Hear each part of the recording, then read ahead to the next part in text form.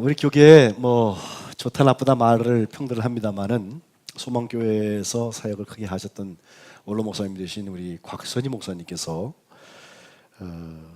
사람은 6개의 감옥에 갇혀서 산다는 설명을 한 일이 있어요. KHF 노이드라는 심리학자의 이야기라고 하는데 들어보세요. 첫 번째는 자기도취의 감옥입니다.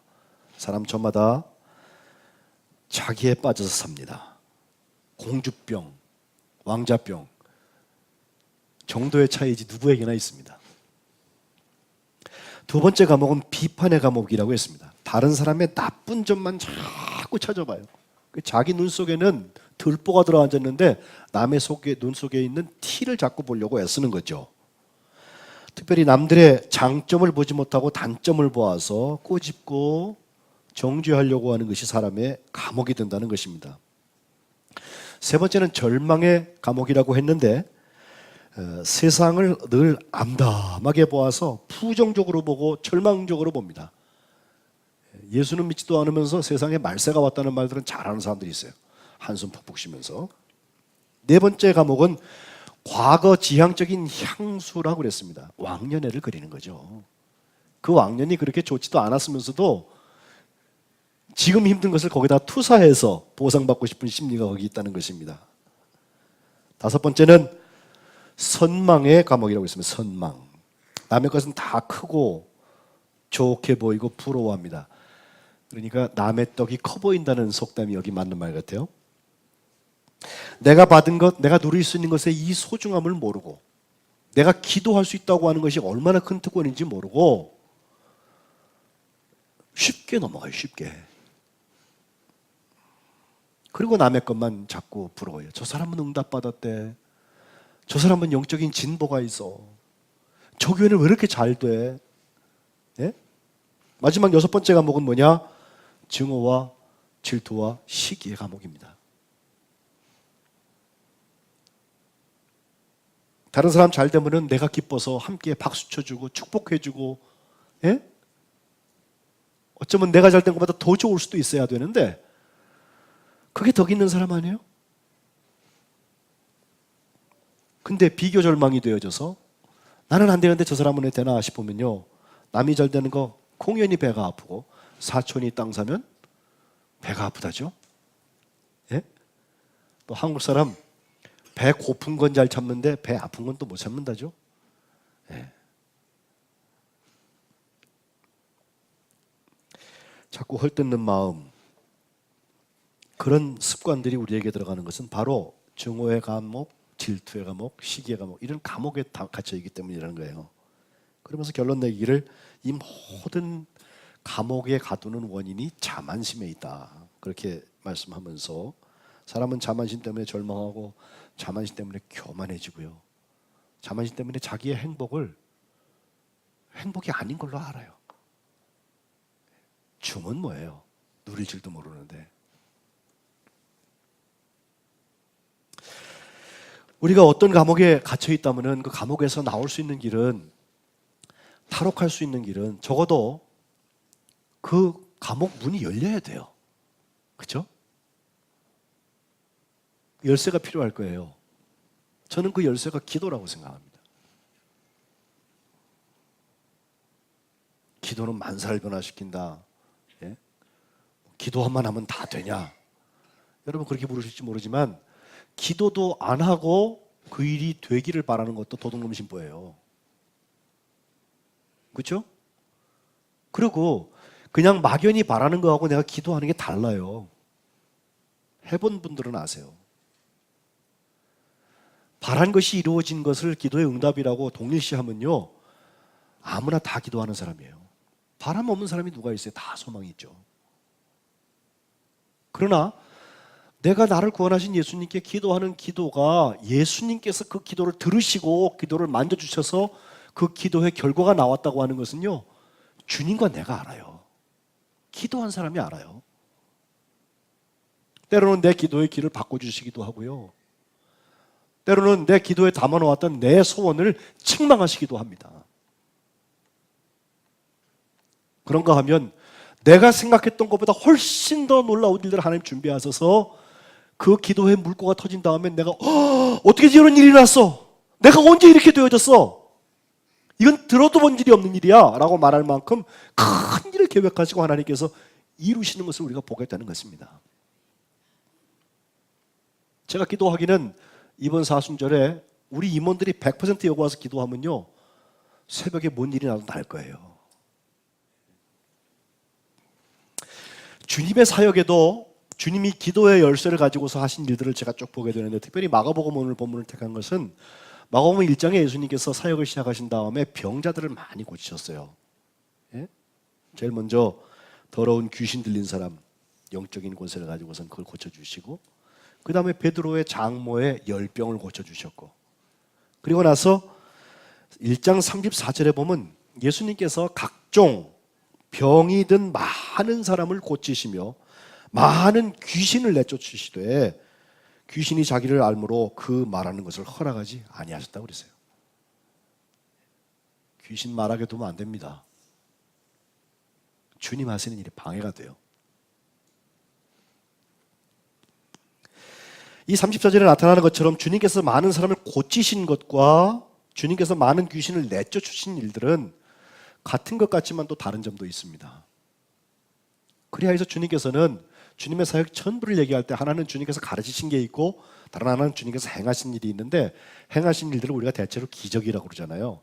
기적 중에서 자연을 바꿔놓으신 일이 있어요. 오병이어 같은 거, 물위를 걸어가시는 것 같은 거, 예? 풍랑을 꾸짖으시는 것 같은 거, 그 기적입니다. 그러나 그거 말고 정말 사람들에게 하시는 기적이 있어요. 어쩌면 주님은 자연 기적은 주님 마음대로 하실 수 있는 거예요. 질서가 필요하니까 가만 놔두고 계신 거지요. 만드신 분이 왜 그 마음대로 못 하겠어요? 그건 주님한테 그렇게 일이 되지 않아요. 그런데 사람을 바꿔놓으시는 일은 굉장히 다르게 주님 접근하고 계세요. 적어도 그에게 요구가 있습니다. 그리고 뭐가 깔려 있어요. 그리고 주님의 기도가 거기 있어요.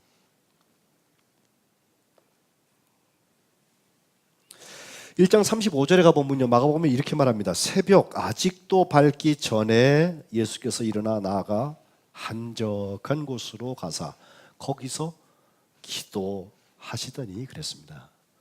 여기 근거 삼아서 우리 한국에 새벽 기도회가 열려요. 외국에 나가보면요, 새벽 기도 없어요. 그리고 한국 교회가 이만큼 부흥하고 이만큼 복음을 전하고 이 사회에서 중요한 역할을 할 수 있는 것은 그 새벽기도 때문이라고 우리가 간증을 해요. 예? 그런데 주님은 새벽에 매일 새벽마다 주님 5시만 되면 기도하셨나? 그건 아니에요. 근데 새벽 미명, 새벽 아직 밝기 전에 몇 시인지는 몰라요.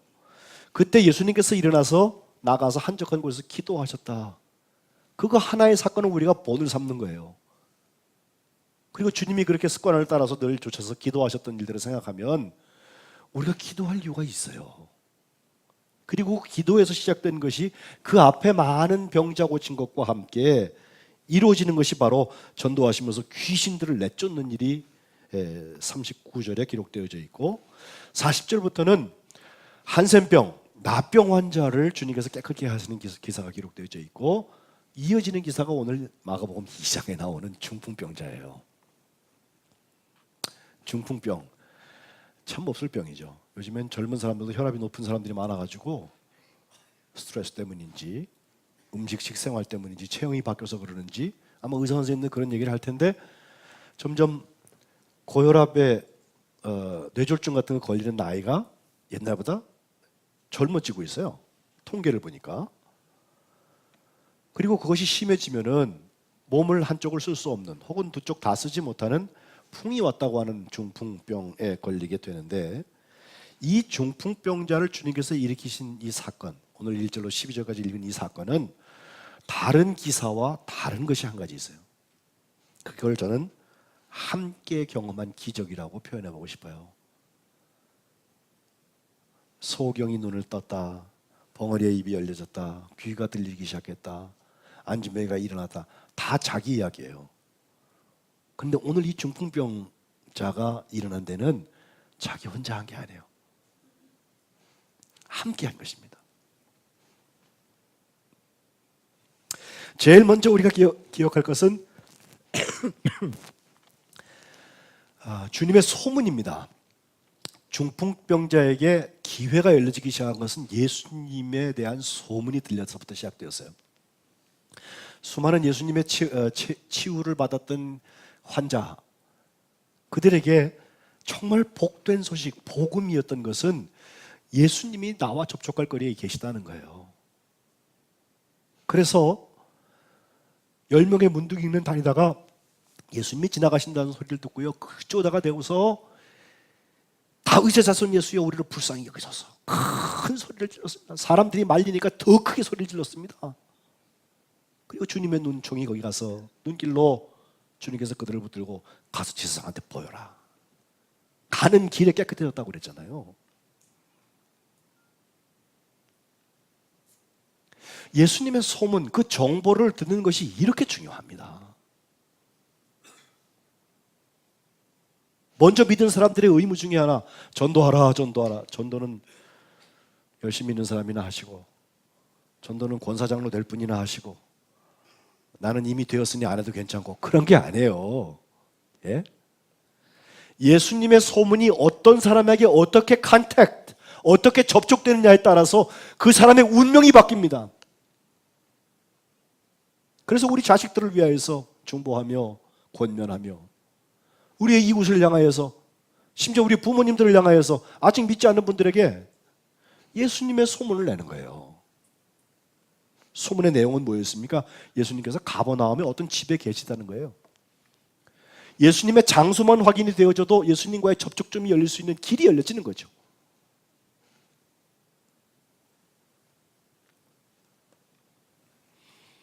예수님의 위치가 파악되면 예수님을 만나고 예수님과 함께 할 수 있게 되는 것입니다. 어디서나 기도할 수 있습니다. 그러나 교회에 와서 함께 기도해야 되는 것은 우리가 함께 예수님의 현존을 만나고 싶은 거예요. 그게 공동체죠. 그게 교회죠. 두 번째 생각해야 될 것은, 예수님의 소문이 온 다음에 이 중풍병자의 입장을 보니까 예수님과 그를 만날 수 없게 하는, 만나는데 방해가 되는 제약 조건들이 적어도 3가지가 있어요. 첫 번째는 장소입니다. 오늘 2절에 보면 많은 사람들이 모여서 문 앞까지도 들어설 자리가 없어요. 성한 사람도 들어갈 수 없는 자리, 그 정도로 예수님 앞에 인벽이 서 있어요. 예? 장소로 볼 때 내가 들어갈 수 없어요. 그리고 두 번째, 그 사람들, 무리라고 하는 것이죠. 무리. 4절에 보면 무리들 때문에 예수님한테 인도해 갈 수가 없다는 것입니다. 여러분, 혹시 우리가 그 무리 아닐까요? 나 때문에 예수님의 소문이 전달되는 게 아니라 나 때문에 예수님한테 오는 사람이 에이 저렇게 믿으려면 나 안 믿어, 이런 거 아니에요 혹시?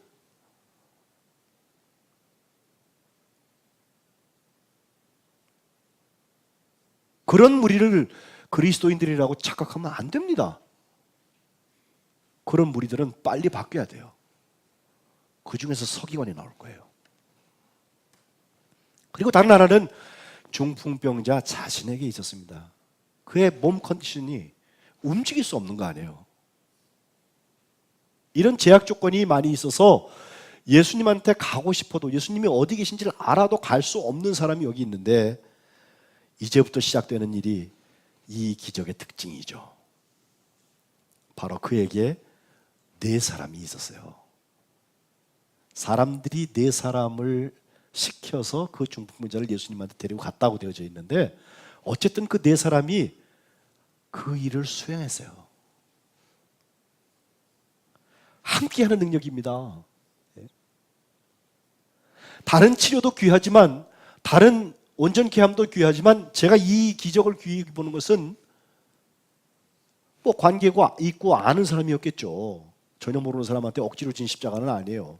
그런데 어쨌든 내가 메고 갔던 그 사람, 적어도 4사람이 코퍼레이션, 협동해가지고 끌고 갔던 그 자리가 예수님의 기적의 현장이 됐다는 거예요. 이거 아마 죽을 때까지 잊을 수 없는 내 일기거리가 될 것 같아요. 이 역사는 오늘도 일어나고 있습니다. 불가능만 보는 사람은 계속 불가능 속에 매몰되고 맙니다. 요즘에는 교회는 성장을 멈췄다, 교회는 이제 안 된다, 이런 말들 하는 사람들이 있어요. 속지 마세요. 되는 교회 있습니다. 왜 없어요? 그 교회가 석관제일교회인 줄로 저는 믿습니다. 예? 이게 왜 될까요? 메고 가는 사람이 있으니까 되지. 혼자서는 안 돼요. 인적인 장벽도 있고 또 자기 자신에게도 능력도 되지 않아요. 주님을 만나러 갈 수 없는 벽들이 있어요. 장소도 녹록지가 않아요. 그런데 거기까지 끌고 가는 사람이 있는 거예요. 이름도 나오지 않아요. 네 사람이었어요. 석관제일교회 소망이 있는 것은 기도하기 때문에 소망이 있습니다. 주님과 함께 하는 자리에 너도 나도 격려해서 자리에 설 수 있기 때문에 소망이 있습니다.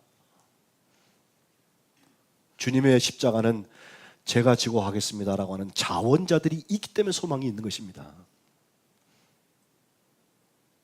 그냥 되는 일은 없습니다.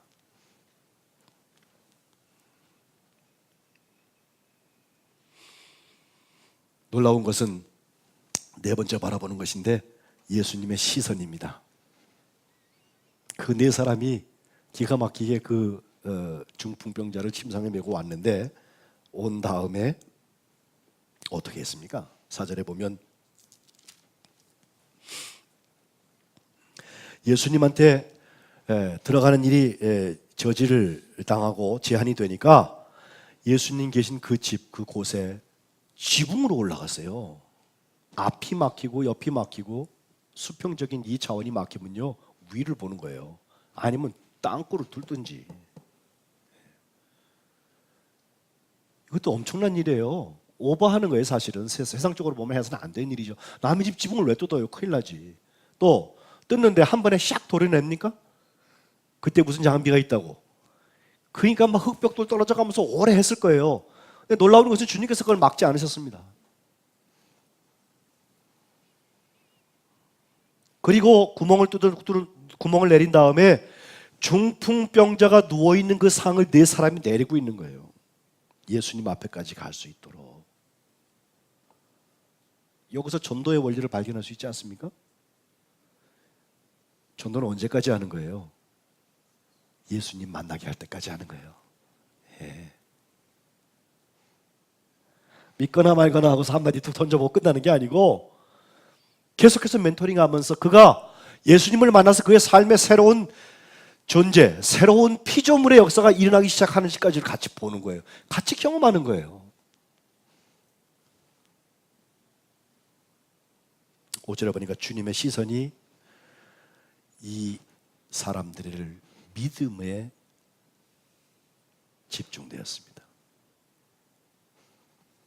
그들의 믿음을 보시고 예수님이 보실 만한 주목의 현장들이 되시기를 주님의 이름으로 축복합니다. 얼토당토하는 일 같고 비합리적인 일 같고 이거 오버하는 거 아니에요 진짜? 불법 아니에요? 주님이 그 믿음을 보셨어요. 그래서 주님 풍병자한테 하시는 말씀이 작은 자야 내 죄 사함을 받았다 라고 선언하세요. 주님께서 중풍병자한테 하셨던 이 선언, 여기서부터 또 새로운 일들이 시작이 됩니다. 이것도 어찌 보면 주님이 오버하신 거예요. 사실 뭐 내 믿음이 너를 구원하였다 하는 말과 비슷한 말인데 그냥 붙잡아서 일으켜 줬으면 끝난 걸. 아니면 쳐다만 보셔도 일어날 텐데 그렇게 하지 아니하시고 굳이 소자야 내 죄 사함을 받았다 라고 선언하고 계세요. 근데 이것은 이 말씀을 하신 다음에 중풍병자가 벌떡 일어난 게 아니에요. 아무 일도 일어나지 않았어요. 중요한 것은 아까 그 인벽이 되어졌던 사람들 무리 중에 있던 어떤 서기관들에게서 일어났습니다. 그 사람들은 언제나 그런 소리 하는 사람들이에요. 너무 신경 쓰지 마세요. 또 그 소리 할 거예요. 그러다 죽는 거예요. 따지는 게 달라요. 맨날 그것만 봐요. 지나가는 자리에 보면요, 영혼 구원의 역사 없어요. 말도 섞지 마세요. 냅둬요 그냥. 불쌍하다 싶으면 그를 위해 중보하는 거예요. 때가 되면 주님께서 깨닫게 하세요.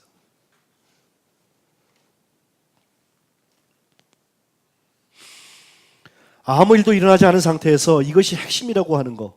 자, 사람들이 중풍병자를 예수님께 데리고 온 것은 그 중풍병자가 고침받아서 일어나는 것을 소원했기 때문에 했겠죠. 주님이 고쳐주실 줄 믿고 했겠죠. 이것은 우리가 흔히 하는 기도입니다. 그러나 그것은 현상입니다. 주님이 하시려고 하시는 것은 병 걸린 사람의 병이 고쳐지는 것도 물론 주님이 하시지만 거기에 끝나는 게 아니라 주님이 정말 원하시는 것은 죄사함의 권세를 거기에 실현하시는 것입니다. 그러니까 주님의 관심은 내 죄사함을 받았느니라 여기 있는 거예요.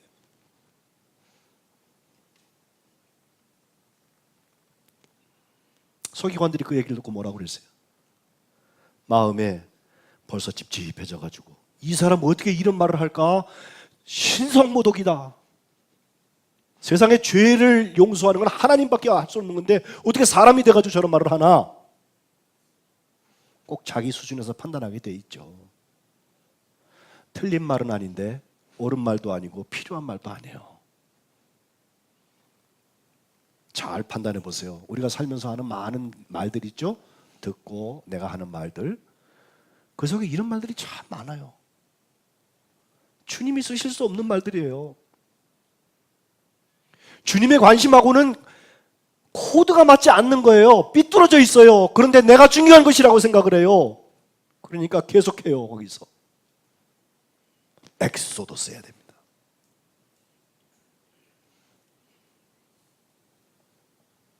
주님께서 그 마음속에 그런 생각이 있는 것을 아시고서 왜 이런 거 마음 생각하니 하시면서 8절 9절 다 같이 한번 읽어봅시다. 9절 여기 시작. 중풍병자에게 내 죄사함을 받았느니라 하는 말과 일어나 내 상을 가지고 걸어가라 하는 말 중에서 어느 것이 쉽겠느냐. 예, 여러분 어떠세요? 현장을 생각해 보면요, 중풍병자가 일어나는 게 더 힘들 것 같죠? 여태까지 안 돼 왔잖아요. 그러니까 예수님한테까지 왔잖아요. 근데 주님 보시기에는요, 그보다 죄사함 받는 게 더 힘들어요. 죄는 드러나지 않고 보여지지 않고, 그러니까 자기가 죄는 아니라고 생각하는 거지. 예쁘게 입고 다니고 적당히 수준 있게 살면 죄 없는 줄 알죠. 그러니까 기도의 자리가 필요하지 않아서 사순절이고 뭐고 너희들이나 하라고 그러지.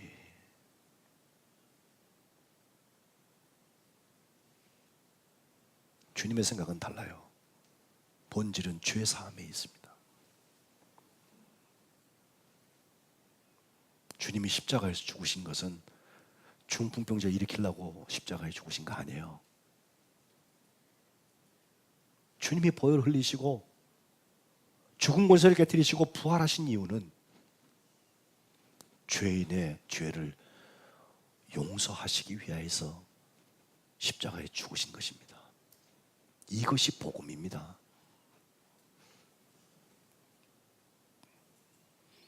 그래서 죄 사함을 받았느니라는 말과 일어나서 내 상을 가지고 걸어가라는 말 중에서 어떤 게 쉽겠냐 하시면서 인자가 땅에서 죄를 사하는 권세가 있는 줄을 너희로 알게 하기 위해서 내가 이 말했다는 거예요.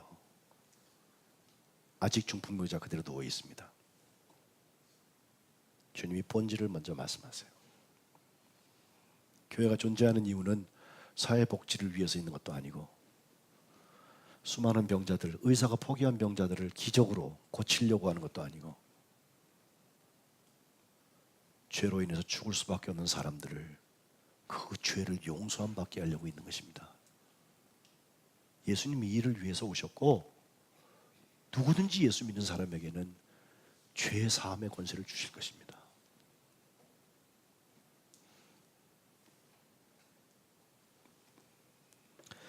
사람들의 기대는 중풍병자가 일어나는 것이었지만 주님은 그 기대를 따라서 일하지 아니하셨습니다. 네 사람은 중풍병자를 고치려고 여기까지 메고 왔어요. 위로 달아내렸어요. 그러나 주님은 죄사함의 권세, 이것이 더 중요합니다. 결국 문제는 사람에게 죄가 문제인 거예요. 죄가. 주님 그래서 마가복음 9장에 가보면요, 만일 내 손이 범죄하면요 찍어버리라고 그랬어요. 팔 하나 없이 천국 가는 게 두 팔 다 들고 성한 몸 가지고 지옥 곧 꺼지지 않는 불에 들어가는 것보다 낫다는 거예요. 내 발이 너를 범죄하게 하거든 역시 찍어버려라. 다리를 절고서 영생에 들어가는 게 낫지. 만일 내 눈이 너를 범죄하게 하면 빼버리라고 그랬어요. 무서운 얘기예요. 그러나 천국에서 보면요, 눈 하나 없어도 팔 하나 없어도 다리 하나 없어도 천국 갈 수 있어요. 지옥에 가면요, 성한 몸으로 살다가 온 사람들도 아마 좀 더 많을 거예요.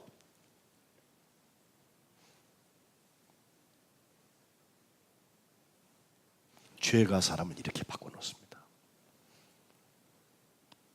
그리고 나서 10절 하반절에 주님은 중풍병자를 향하여서 치유 선언하시는 것입니다. 내가 네게 이른다.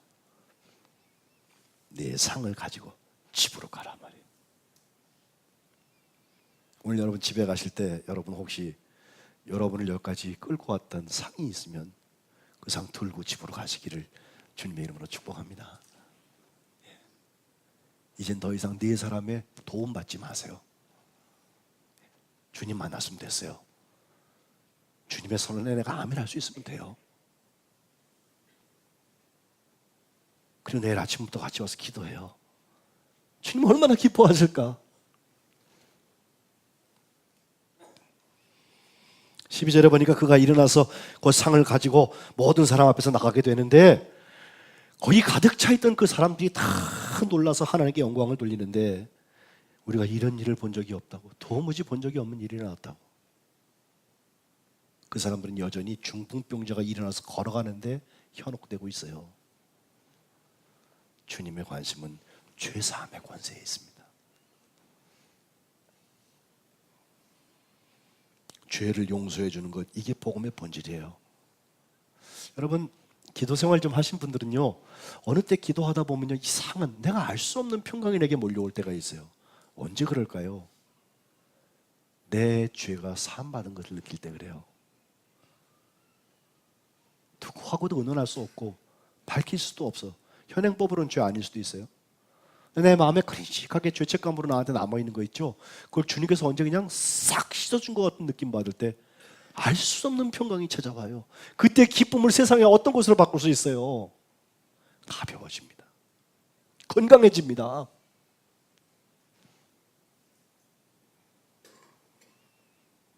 그 죄사함의 권세, 오늘 예배하시는 석관지교회 모든 교우들에게 주님께서 주시기를 주님의 이름으로 축복합니다.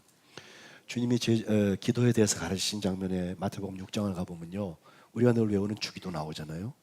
주기도 앞에 주님께서 기도에 대해서 세 가지 기도에 대한 중요한 얘기를 하세요. 첫 번째 것은 외식하는 자처럼 기도하지 말아라. 외식하는 사람들은요, 밖에 나가서 밥 사 먹는 거 말고 그런 척하는 사람들 있잖아요. 이 사람들은요, 하나님께 기도를 하는 게 아니라 사람들한테 보이려고 해요. 유창한 말을 해요. 금식을 겸해가며 하고요, 기름 발라가며 하고요. 예?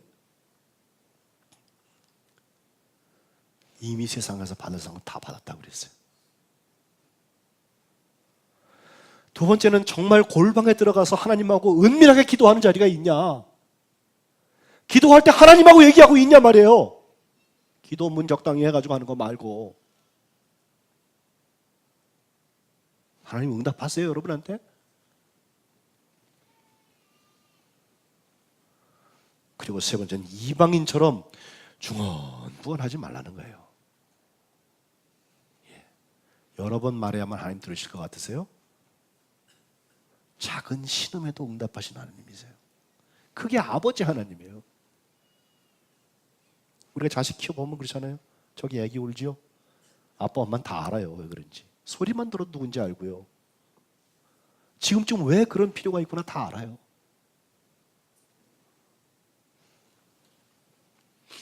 그러면서 주님께서 주기도를 가르치셨는데 주기도 중에도 9장 12절 거기 보면요, 우리가 우리에게 죄 지은 자를 사하여 준 것 같이 우리 죄를 사하여 주시옵고, 그렇게 되어 있어요. 죄의 용서가, 죄 사함의 권세가 주님 가르치신 기도에 딱 가운데 들어있어요. 그리고 주기도를 마친 다음에 오늘 예배 시작에 제가 말씀 봉독했습니다마는 14절과 15절에 보면 너희가 사람의 잘못을 용서하면 너희 하늘아버지께서도 너희 잘못을 용서하실 것이고, 죄 사함, 죄 용서의 이야기입니다. 15절에 보면 너희가 사람의 잘못을 용서하지 아니하면 너희 아버지께서도 너희 잘못을 용서하지 아니하시리라. 주님 말씀하세요. 이게 기도입니다.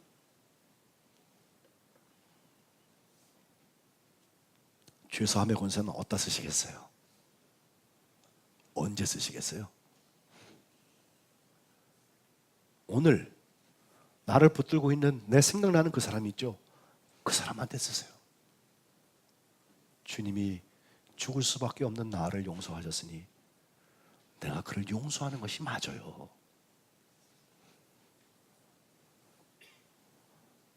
그리고 주님 앞에 용서해 주셔서 감사합니다. 용서의 권세를 누리게 하신 것을 감사합니다. 죄 사함의 권세, 그 기쁨과 평강을 누리게 하심을 감사합니다라고 고백하시는 간증의 주인공들이 다 되시기를 주님의 이름으로 축복합니다. 우리 같이 소리내서 기도하겠습니다.